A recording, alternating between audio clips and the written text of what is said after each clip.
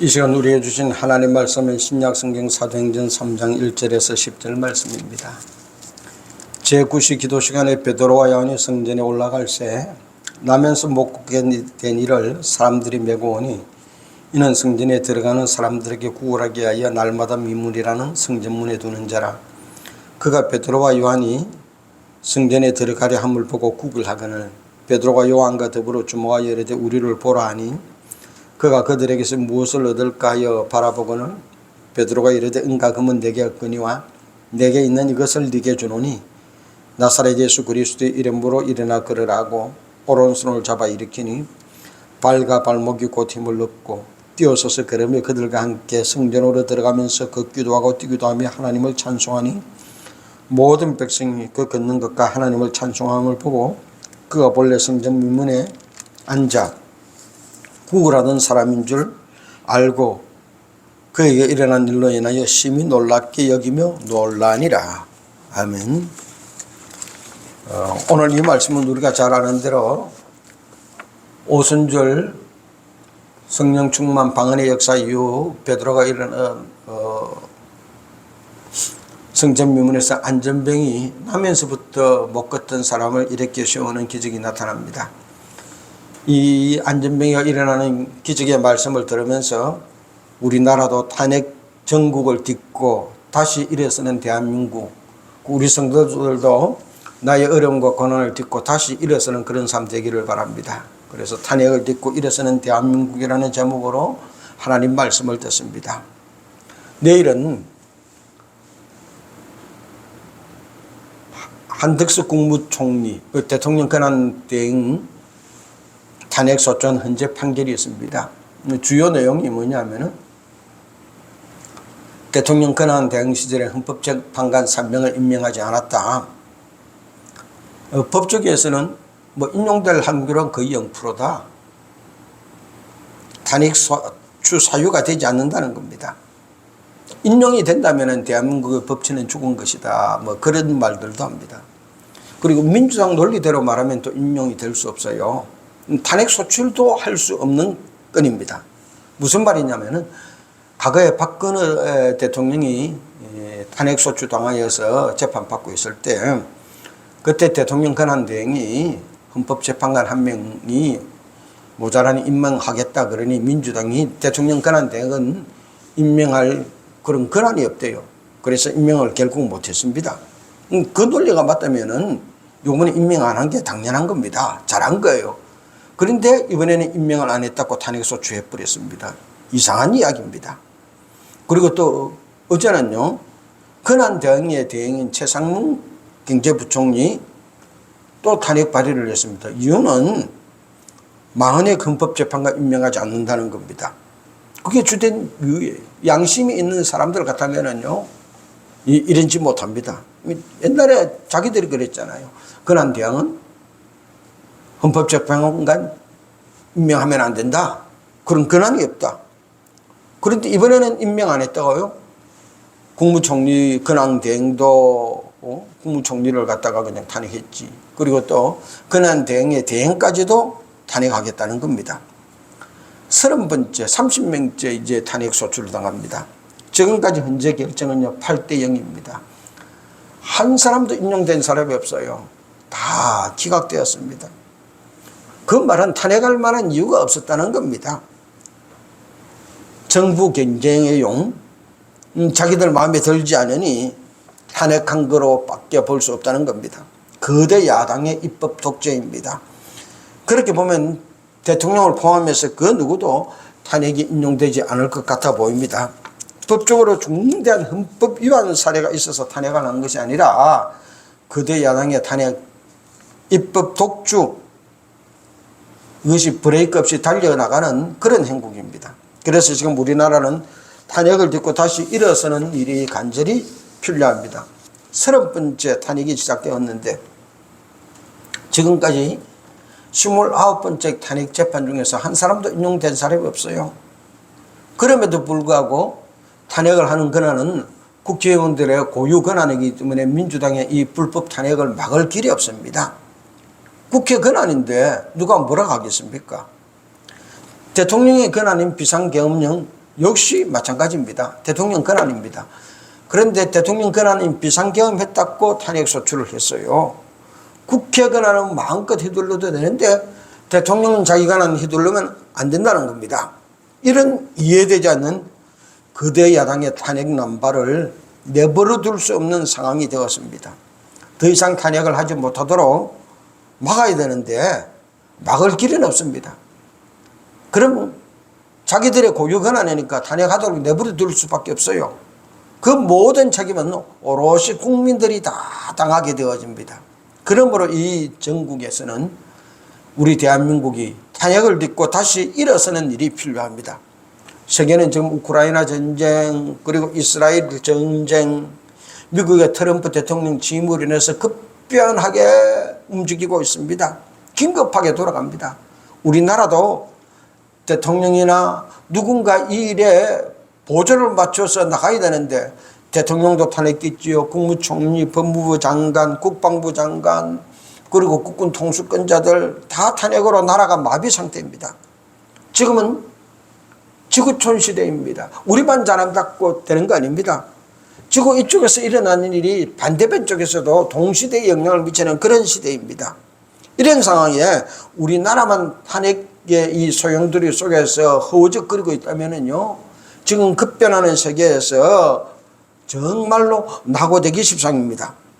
그래서 하루빨리 탄핵 정국을 딛고 일어서서 세계 정세에 제대로 대처하고 이 나라를 일으켜 세울 필요가 있습니다. 그렇지 않으면은 정치도 잘못하지만 경제인들이 그나마 세웠던 이 나라 경제가 세계에서 몰락하고 저 뒤떨어질 수도 있기 때문입니다.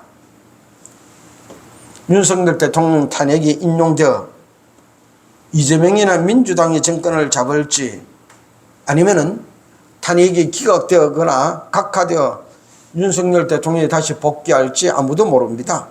이런 전국 상황 속에서 우리는 사순절 셋째 주일에 사도행전 3장의 안전병이가 일어나는 기적을 말씀을 듣습니다. 이 안전병이가 일어나듯이 우리나라도 하루빨리 탄핵 정국을 딛고 일어서서 다시 우뚝 서기를 소원합니다.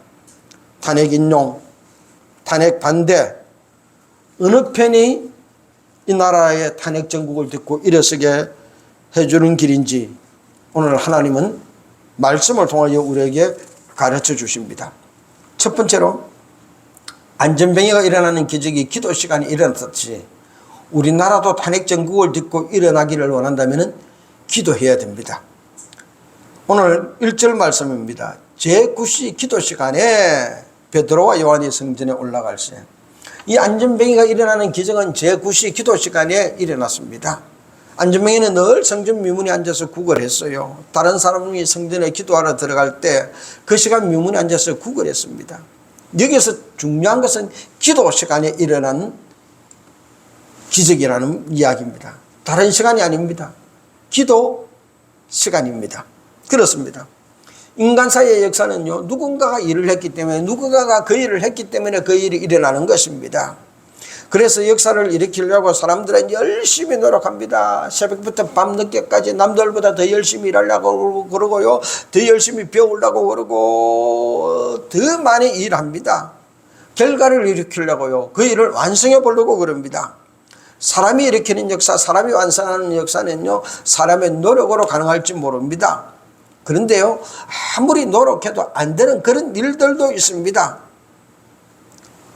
바로 오늘 성경 말씀에 이 나면서부터 못 걷던 이가 일어나는 기적은요, 아무리 애를 써도 일어나지 않던 거였습니다. 태어나면서부터 이 애가 못 걷게 됐을 때 애들 부모님이 얼마나 많이 애썼겠습니까? 누가 용하다 그러면 그 의사 찾아가고 그 방술 찾아서 해보고 어떻게 하면 애를 이렇게 세울 것인지 훈련도 시켜보고 연습도 시켜보고 약도 쳐보고 별별 했지만요, 일어나지 못했습니다. 그런데요, 제9시 기도 시간에 일어나는 기적이 나타났습니다. 그렇습니다. 사람이 노력하고 했으면 사람의 힘만큼, 노력한 것만큼 결과가 이루어질 수 있습니다. 그러나 우리가 기도하면은요, 우리의 힘과 우리의 결과가 아니라 하나님의 능력만큼 일어날 수 있는 것입니다. 우리가 기도하면은 하나님이 역사해 주십니다. 천하 만물을 창조하시고 운행하시는 그 하나님의 근능이 역사하면 사람이 할 수 없는 일도 일어납니다. 인간사에 불가능해 보이는 그런 일들도 하나님은 하십니다. 태양을 멈추시기도 했고요. 파도를 잔잔케 하기도 했고요. 오병이의 기적을 일으켜 주기도 했고요. 죽은 자를 살려주기도 했습니다. 그리고 태양을 갖다가 뒤로 10도 물러가기도 했습니다. 세상에서 불가능하다, 도저히 일어날 수 없다 한 일도 하나님이 역사하시면 일어났습니다. 그렇습니다. 하나님께 기도하면 하나님이 해 주십니다. 지금 우리나라에는 탄핵 전국에 두 분류의 집회가 있습니다. 탄핵 찬성 집회와 탄핵 반대하는 집회입니다. 탄핵 찬성하는 집회를 가보면요, 각종 깃발들이 난무합니다. 민주주의에서는 볼 수 없는 그런 깃발들도 있고요. 그리고 대통령을 탄핵시키라, 파면해라, 그 성토가 막 쏟아져 놓습니다. 지극히 인간적입니다. 그 반면에 탄핵 반대 집회를 가보면은요, 기도회입니다. 세이브 코리아가 하는 집회는 예배와 기도로 이루어졌고요. 하나님 이 나라를 구원해 주세요. 그래서 집회 제목도 세이브 코리아입니다. 말 그대로 하나님 우리를 살려주셔야 하는 기도 집회가 세이브 코리아입니다. 그러면서 여의도를 비롯해 가지고 전국 각지로 돌면서 이 기도회 집회를 하고 있습니다. 그리고 강화문 집회도 가보면은요, 기도회입니다. 하나님 이 나라를 구원해 주세요.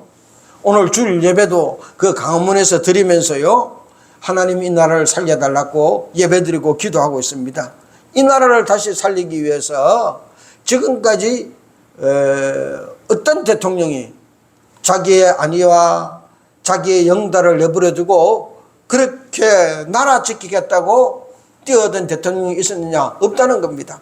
역대 대통령 다 많았지만 자기 인기 다 채우려고, 그리고 백성들 인기 누리려고 그랬지만 윤석열 대통령은 비상계엄 선포하면은 자기에게 어떤 일이 일어날지 알면서도 자유 대한민국을 이대로 둘 수 없다, 다시 세우겠다, 그러면서 비상계엄을 선포했다는 겁니다. 그래서 다시 이 나라를 세우기 위해서 윤석열 대통령을 복귀해달라고 그들이 방언으로 기도하고 통성으로 기도하고 마치 어떤 기도원의 기도에 온 것처럼 그렇게 기도하고 있습니다. 그렇게 보면요, 탄핵 찬성 집회는 기도가 없습니다. 반면에 탄핵 반대 집회는요, 기도가 흘러 넘칩니다. 하나님이 어느 집회 이루어 주시겠습니까? 당연히 기도하고 하나님께 부르짖는 탄핵 반대 집회를 들어줄 수밖에 없습니다. 그러므로 우리는 더 기도해야 됩니다. 더 하나님께 매달려야 됩니다. 법조인들, 유력한 정치가들, 많은 백성의 무리들, 그들에게 호소할 것이 아니라 주여 이 나라를 구원해 주옵소서. 우리가 더 많이 기도하면 하나님이 우리의 기도를 들어주셔서 기도 시간에 태어나면서부터 한 번도 걸어본 적이 없던 이 못 걷던 사람이 다시 일어나는 기적이 일어난 것처럼 이 탄핵 정국을 딛고 우리 대한민국도 다시 일어서게 해 주십니다. 두 번째로, 나면서부터 못 걷는 사람이 베드로를 만나서 일어난 것처럼 탄핵 정국의 대한민국도 주의 종들과 함께 하여 다시 일어서게 되어집니다. 못 걷는 사람은 늘 성전 미문에 앉아서 국을 했습니다. 늘 그 자리에 앉아 있었어요. 기도하는 사람이 다가오면은 그들에게 국을 하기 좋으니 그 자리를 자기 자리인 양 늘 그렇게 앉아 있었습니다. 늘 기도하러 오는 사람들 만났습니다. 만나서 그 사람들에게 돈을 얻었어요. 사람을 만나서 돈을 얻는 것, 이것이 이 사람의 존재 목적인 것처럼 보였습니다. 자기에게 돈을 주는 사람을 만나는 것, 많은 돈을 주는 사람을 만나면 더 반갑고 더 좋았을 겁니다. 지금까지 있으면서 누구는 얼마를 준다, 흔히 알고 있습니다. 저 사람은 많이 준다, 저 사람은 적게 준다, 너무나 잘 압니다. 많이 주는 사람이 더 반가웠을 겁니다. 그러나 그 사람들을 만나면은 돈은 조금 더 많이 얻었었는데 여전히 못 걷고 그 자리에 앉아서 구걸하는 신세 면할 수가 없었습니다. 그런데 오늘 베드로와 요한을 만나면서부터 일어나는 기적은 나타났습니다. 3절 말씀입니다. 그가 베드로와 요한이 성전에 들어가려 함을 보고 구걸하거늘 그렇습니다. 인생사는요, 누구를 만났느냐, 누구와 가까이 지내느냐, 누구와 뜻을 같이 해서 함께하느냐에 따라서 인생이 달라집니다. 그래서 우리 부모님들은 어릴 때 학교 보내면서 말했습니다. 얘들아, 오늘 가서 친구 잘 사귀라. 어떤 친구와 어울리느냐, 어떤 스승을 만나느냐에 따라서 인생이 달라져 왔던 겁니다. 오늘 이 못 걷는 사람은 베드로를 만남으로 인생이 달라졌습니다. 하나님의 종 베드로, 하나님의 사도 베드로 만났던 겁니다. 그러면 베드로가 완벽한 사람이냐? 아닙니다. 베드로도 예수님을 3번이나 부인했고요. 부활하신 예수님을 만났으면서도 나는 다시 고기 잡으러 갈래. 그리고 고기 잡으러 가버렸던 사람입니다. 베드로도 잘못했던 순간이 있는 사람입니다. 그러나 그가 회개하고 성령에 사로잡혀 주님이 맡긴 그 일을 하는 사람으로 변화되었습니다. 오순절 마가의 다락방에서 성령 충만해진 이 베드로를 오늘 이 남에서부터 못 걷는 사람이 만났습니다. 비록 자기가 그렇게 얻고 싶어 하던 돈은 못 얻었습니다. 그러나 베드로를 만나니 일어나는 기적이 나타났습니다. 하나님의 종을 만날 때 나타나는 기적입니다. 지금 탄핵 찬성 집회는 민주노총이 주동하고 각종 시민단체가 주동하고 각종 정당들 민주당이 주동합니다. 그런데 탄핵 반대 집회는요, 목사님이 주동합니다. 강화문은 정강훈 목사님이 6년인가 7년째 그 자리에서 지금 계속 집회를 하고 있다 그러고요. 세이브 코리아는 세계력의 손현보 목사님이 주동을 합니다. 그렇게 보면은 탄핵 반대 집회 쪽이 다시 일어설 수밖에 없습니다. 주의 종 베드로를 만난 안전병이가 일어난 것처럼 이 탄핵 전국 속에서 힘들어하는 이 나라 이 백성들은 정강훈 목사님이나 손현보 목사님이나 주의 종들이 주동하는 이 집회와 손을 잡을 때 일어날 수밖에 없습니다. 부자를 만난 안전병이는 돈은 더 얻을 수 있었습니다. 그러나 일어나지는 못했어요. 그러나 하나님의 종 베드로를 만났을 때는 돈은 못 받았지만 일어났습니다. 성령 충만한 베드로의 손을 잡은 안전병이가 일어났습니다. 그렇습니다. 이제 이 나라가 일어나기를 원한다면 우리 탄핵 반대를 외치는 우리가 먼저 성령 충만해야 되고, 이 나라의 백성들이 성령 충만한 탄핵 반대하는 사람들과 함께 손잡을 때 다시 일어나게 되어집니다. 오순절 마가의 다락방에 모인 그 사람들처럼 강화문에 모이는 사람들이나 여의도에 모이는 사람들이나 헌재 앞에 모이는 사람들이나 각종 집회에 모이는 사람들이 먼저 성령 충만해야 됩니다. 우리가 전적으로 하나님께 매달리는 것, 이것이 성령 충만한 것입니다. 하나님, 우리 힘으로는 할 수 없습니다. 하나님이 우리를 도와주세요. 하나님을 의지하는 것, 이것이 성령 충만한 일입니다. 우리가 더 성령 충만하여 하나님께 의지하면 하나님이 우리 손 잡아 주실 것입니다. 우리 손을 잡고 다시 대한민국을 일으켜 세워 주십니다. 교회가 이 나라가 일본 식민지에 있을 때도요, 독립을 위해서 외치는 일에 가장 앞장섰습니다. 3.1 만세운동을 일으킨 33명 중에서 16명이 우리 기독교인입니다. 교회가 이 나라에 들어온 지 수십 년밖에 안 됐음에도 불구하고 절반이 기독교인이었고 기독교가 주도하여서 만세운동을 일으켰습니다. 마찬가지입니다. 공산당과 싸울 때도 기독교, 교회가 앞장섰습니다. 그래서 교회 속의 순교자들이 가장 많습니다. 이제는 탄핵을 통하여 나라를 뒤흔들려는 세력과 교회가 앞장서서 맞서 싸울 때입니다. 강화문에서, 여의도에서 이 나라를 바로 세우기 위하여 불의와 불법과 맞서 싸우고 있습니다. 크리스찬 대학생들이 학교에서 탄핵 반대 시국선언을 하는 일에 앞장서고 있습니다. 하나님의 종들이 주동하는 탄핵 반대 집회를 통하여 하나님께서는 이 나라를 틀림없이 다시 일으켜 세워주십니다. 세 번째로 예수님의 이름을 붙잡을 때 이 안전병이가 일어난 것처럼 이 나라도 예수 이름을 붙잡으면 다시 하나님이 일으켜 세워주십니다. 6절 말씀입니다. 베드로가 이르되 은과 금은 내게 없거니와 내게 있는 이것을 네게 주노니 곧 나사렛 예수 그리스도 이름으로 일어나 걸으라 하고 오른손을 잡아 일으키니 발과 발목이 곧 힘을 얻고 뛰어서서 걸으며 그들과 함께 성전으로 들어가면서 걷기도 하고 뛰기도 하며 하나님을 찬송하니. 베드로의 말을 듣고 안전뱅이가 붙잡은 것은요, 베드로의 손을 잡은 것 같지만 아닙니다. 예수님의 이름이었습니다. 예수님 이름을 붙잡았습니다. 은과 금은 내게 없거니와 내게 있는 것으로 내게 주노니 예수 그리스도의 이름으로 일어나 걸으라 그랬습니다. 늘 돈만 바라보던 이 안전뱅이가 예수님 이름을 붙잡았어요. 이번에는 내가 베드로 사도가 은과 금은 돈은 없다고 그러는데 돈을 못 받아도 그래 예수 이름 한번 붙잡아 봐야 되겠다. 그리고 베드로의 손을 붙잡은 것입니다. 나도 예수님 이름으로 붙잡고 일어서야 되겠다. 언제까지 이렇게 주저앉아 남이 도와주는 것 얻어먹고 살 수는 없다. 예수님 이름 붙잡았습니다. 결단하고 예수님 이름 붙잡았을 때 일어났습니다.